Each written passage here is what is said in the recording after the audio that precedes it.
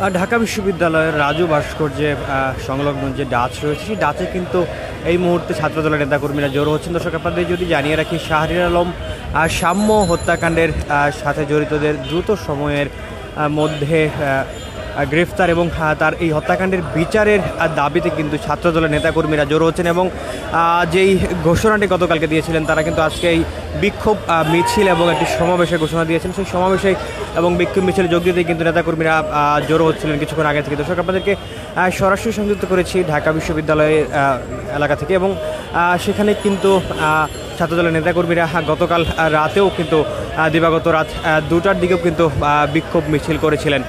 দর্শক আপনাদের যদি জানিয়ে রাখি, গত রাত 12টা নাগাদ কিন্তু সোহরাওয়ার্দী উদ্যানের গেইটে কিন্তু হত্যাকাণ্ডের শিকার হয়েছিলেন ছাত্রদলের নেতা শাহরিয়ার আলম সাম্য।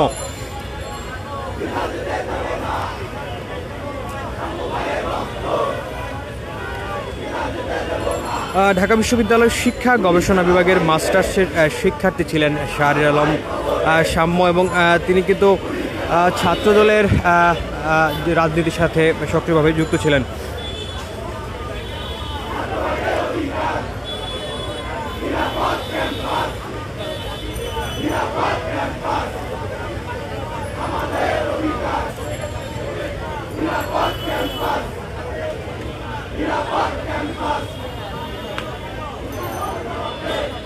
দর্শক, রাত 12টার দিকে কিন্তু সোহরাওয়ার্দী উদ্যানের যেই গেট রয়েছে বা সেই গেটের কিন্তু সন্ত্রাসীদের গুলিতে সন্ত্রাসীদের ছুরিকাঘাতে কিন্তু আহত হয়েছিলেন ছাত্রদলের এই নেতা এবং তাকে পরবর্তী সময়ে ঢাকা মেডিকেল কলেজ হাসপাতালে নিয়ে যাওয়া হলে কর্তব্যরত চিকিৎসকরা তাকে মৃত ঘোষণা করেছিলেন।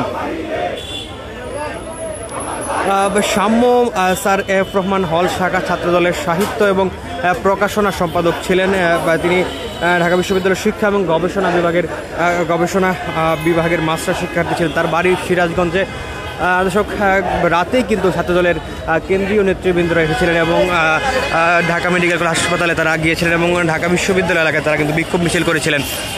দর্শক, এই মুহূর্তে কিন্তু ছাত্রদলের সভাপতি রাকিবুল ইসলাম রাকিব এবং সাধারণ সম্পাদক নাসিরউদ্দিন নাসির সহ ঢাকা বিশ্ববিদ্যালয়ের কেন্দ্রীয় নেতৃবৃন্দরা যারা রয়েছেন, সভাপতি গণেশ চন্দ্র রায় সাহস এবং সাধারণ সম্পাদক কিন্তু এখানে রয়েছেন। এবং কিছুক্ষণ আগে কিন্তু নাসিরউদ্দিন নাসির জানিয়েছেন ছাত্রদলের এই নেতা অর্থাৎ সাম্যর নামাজে জানাজা বাদ জোহর ঢাকা বিশ্ববিদ্যালয়ের কেন্দ্রীয় মসজিদে অনুষ্ঠিত হবে।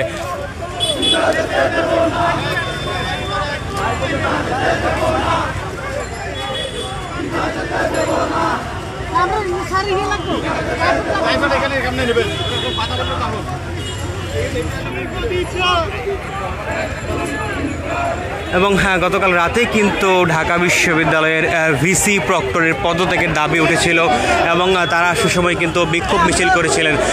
ঢাকা বিশ্ববিদ্যালয়ের ভিসির পদত্যাগ দাবিতে কিন্তু তারা সেই বিক্ষোভ মিছিল তারা করেছিলেন।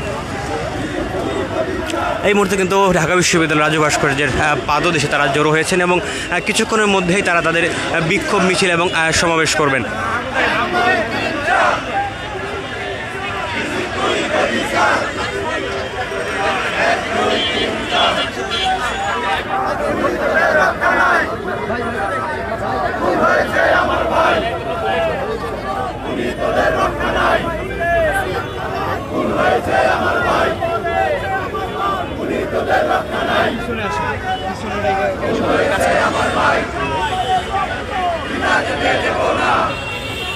পিছনে যাবে।